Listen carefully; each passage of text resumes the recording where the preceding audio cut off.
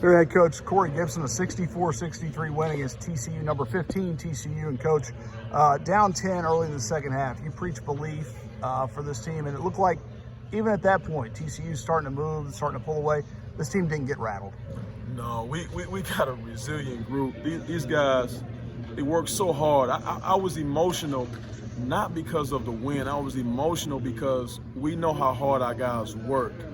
And it's very rewarding to see the hard work pay off. It's very rewarding to see those guys really stick together in times of adversity in between the lines. Adversity hit early in the second half. You struck back, probably more accurately. DeMarcus Sharp and Jamonte Black offensively struck back. We'll talk about them. But contributions up and down the roster. Isaac Haney scores 7 quick points.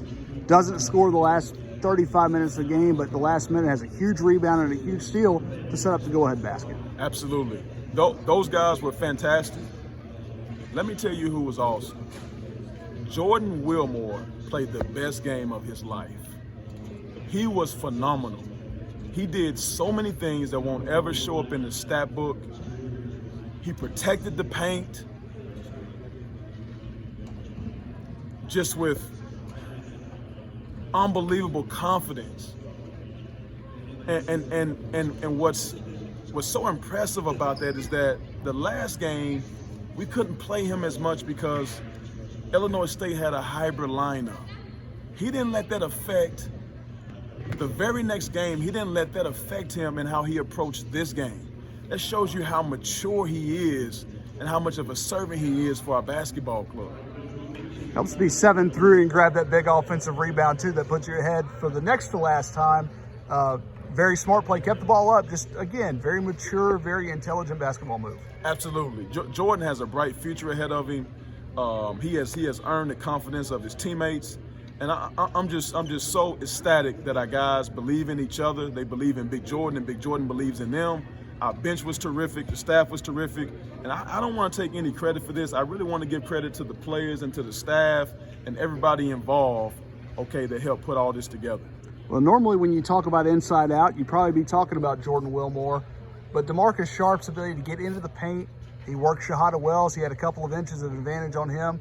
And then when he wasn't scoring, he set up the flamethrower Jamonte Black from the outside. And those two, you pulled them aside and you said you can't be tired, I think was the paraphrase there from Sharp. But you can't be tired, and those two kind of Iron Men willed you down the stretch. I'm so glad that he protected me and said the political correct version. But we did have that conversation. But you know, Jamonte Black and DeMarcus Sharp are battle tested. They've been through many battles. The way they look tonight is what we expect out of them. You know, those guys can do that consistently, but it's taking some time for them to get in a rhythm. DeMarcus hadn't played in a full year. You know, you take, I guess, what are we, 4 games in now? He hadn't played in a full year, okay? But you can slowly but surely see the real DeMarcus Sharp, and you can slowly but surely see the real Jamonte Black.